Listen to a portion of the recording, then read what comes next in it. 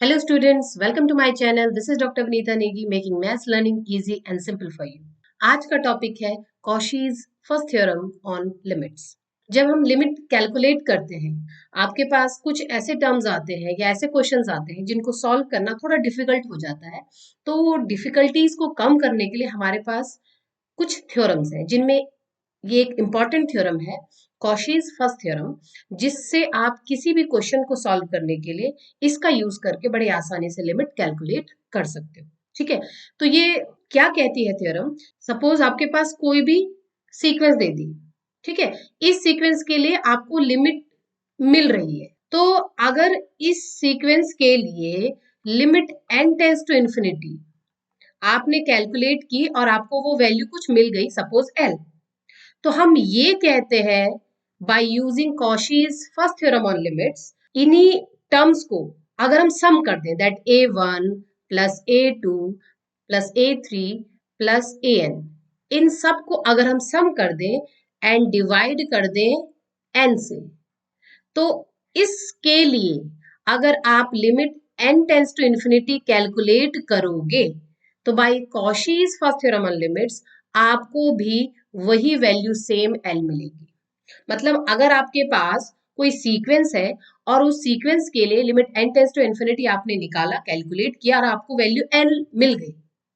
तो इसी सीक्वेंस के अकॉर्डिंग आपने a1 निकाला, a2 निकाला, a3 निकाला और इन सब को सम कर दिया अप टू an और डिवाइड कर दिया n से, तो अब जो ये रिजल्ट आपको मिल रहा है इसके लिए limit n tends to infinity अगर कैलकुलेट करनी है तो आपको पूरा कैलकुलेट नहीं करना, जो वैल्यू यहाँ आई लिमिट की वही वैल्यू l, इसके लिए भी आप लिमिट सेम वही लिख लोगे by using Cauchy's first theorem on limits. तो ये इंपॉर्टेंट थ्योरम है लिमिट्स को कैलकुलेट करने की। जब आपके पास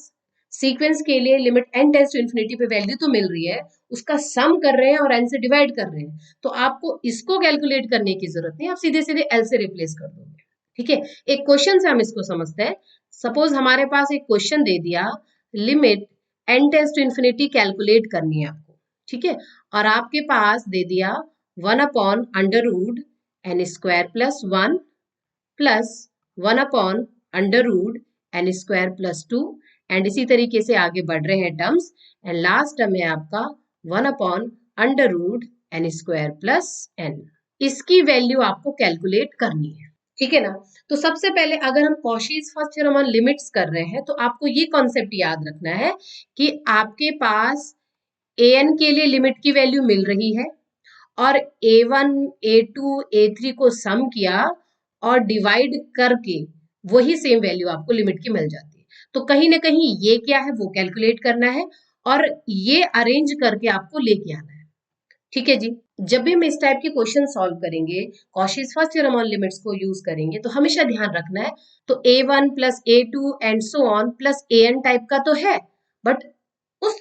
कॉन्सेप्ट को यूज करने के लिए हमें n से डिवाइड करना पड़ेगा, ठीक है ना, जो कि यहाँ पर है नहीं। तो हम क्या करते हैं, इस क्वेश्चन को रिलेट करने के लिए इस पूरे वैल्यू में n से मल्टीप्लाई और n से डिवाइड कर देते हैं, जिससे हम कॉन्सेप्ट को डायरेक्ट यूज कर सके। तो हम इसी क्वेश्चन को ऐसा लिख लेते हैं, limit n tends to infinity 1 upon n, और हर एक टर्म में n से मल्टीप्लाई कर दिया हमने, क्योंकि हमने मल्टीप्लाई भी किया डिवाइड भी किया, तो कोई चेंज नहीं है आपके क्वेश्चन में और उसको आप आसानी से रिलेट करके सॉल्व कर सकते हो। ये वैल्यू अब हमें कैलकुलेट करनी है। तो सबसे पहले Cauchy's first theorem on limits क्या कहती है, आपकी सीक्वेंस में वो an क्या है और उस an के लिए फिर लिमिट कैलकुलेट करनी है, ठीक है ना। तो सपोज ये a1 टर्म है, a2 टर्म है, a3 टर्म है, हमें सबसे पहले निकालना है nth टर्म, तो इसको मैं kth टर्म से रिप्रेजेंट करती हूँ, बिकॉज यहाँ पे n टेंस टू इन्फिनिटी है तो कंफ्यूज ना हो। तो अगर मैं एक जनरल टर्म निकालूं a के, इसके अकॉर्डिंग अब हम इसको नहीं रिलेट कर रहे, अब हम इसको रिलेट करेंगे, तो वो kth टर्म क्या हो जाएगा, n स्क्वायर प्लस k। ये इसका एक जनरल टर्म है जहां k को आप 1 2 3 and so on up to n replace कर सकते हो, ठीक है। अब हमें फाइंड आउट करना है limit n tends to infinity a n, तो मैं इस k को n से रिप्लेस कर देती हूँ, k is equal to n put कर देती हूँ और an के लिए limit n tends to infinity calculate करूंगी, तो ये हो जाएगा limit n tends to infinity, k replace हो गया n से, this under root n square plus n. ठीक है,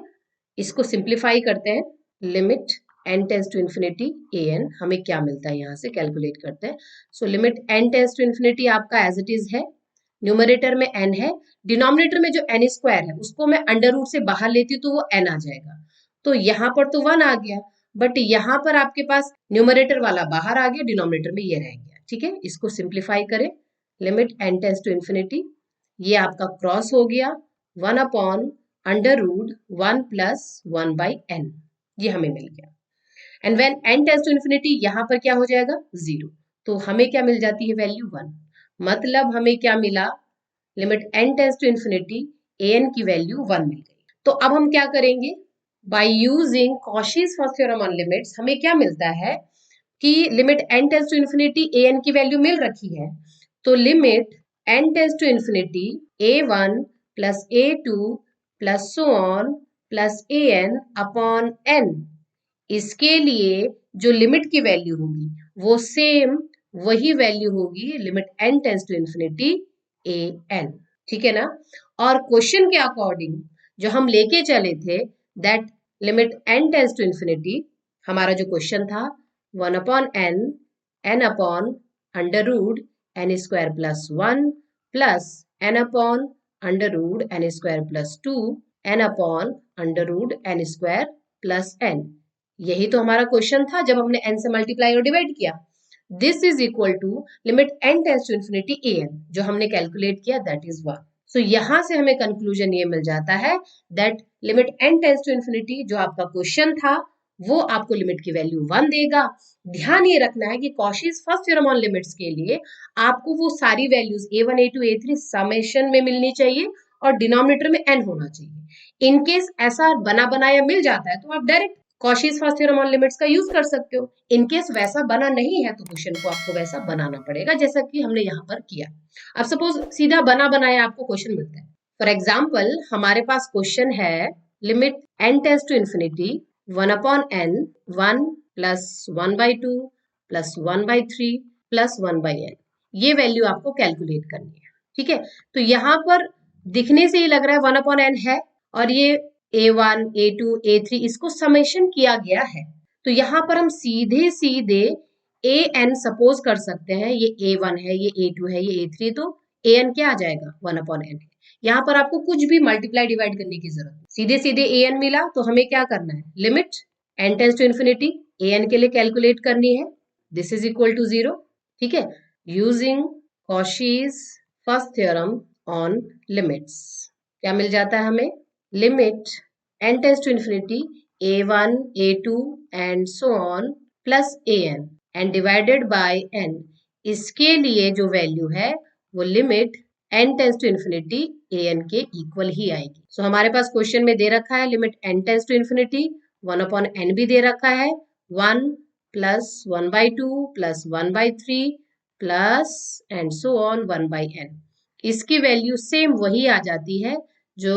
limit n tends to infinity a n के लिए आती है। दिस इज इक्वल टू हमने कैलकुलेट किया था, दिस इज इक्वल टू 0, तो हमें जो रिजल्ट मिला लिमिट की वैल्यू इस समेशन के लिए 0 आ जाती है। तो कुछ क्वेश्चन में क्या होता है, बड़ा सा आपको पैटर्न दे रखा है, उसके लिए लिमिट की वैल्यू कैलकुलेट करना है, तो बड़े आसानी से Cauchy's first theorem on limits का यूज करके हम उसे कैलकुलेट कर सकते हैं। ठीक है, एक और क्वेश्चन देखिए यहाँ पर, तो यहाँ पर आपके पास है limit n tends to infinity 1 upon under root n plus 1 upon under root n plus 1 and so on plus 1 upon under root 2n है ये,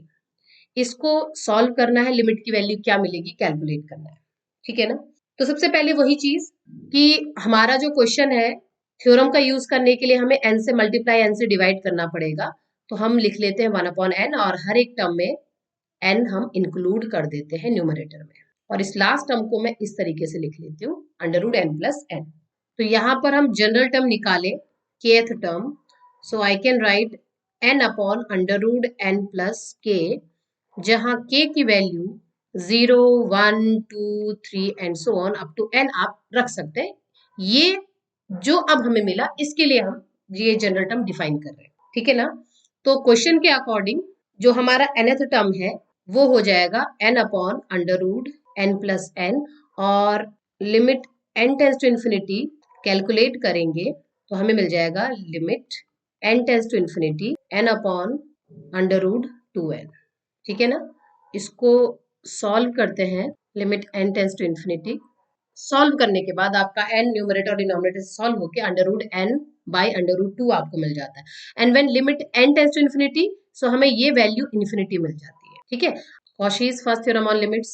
यूज करते हैं तो हमें क्या मिलता है यहाँ से, limit n tends to infinity 1 by n a1 plus a2 and so on plus an। इसके लिए लिमिट की वैल्यू वही होती है जो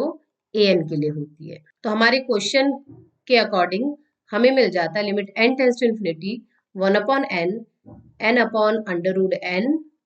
plus n upon under root n plus 1 and so on n upon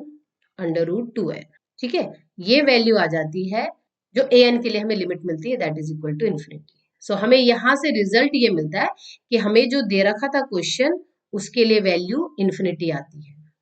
ठीक है ना, एट लास्ट जब आप इसे रिजॉल्व करेंगे तो ये n आपका क्रॉस हो जाएगा और क्वेश्चन के अकॉर्डिंग आपको ये मिल जाता है that limit n tends to infinity 1 upon under root n plus 1 upon under root n plus 1 upon under root 2n, इसकी वैल्यू लिमिट की हमें इन्फिनिटी मिली। ओके, तो इस तरीके से Cauchy's first theorem on limits का यूज करके हम बड़े बड़े क्वेश्चंस को सॉल्व कर सकते हैं। बड़े बड़े क्वेश्चंस के लिए, बड़े बड़े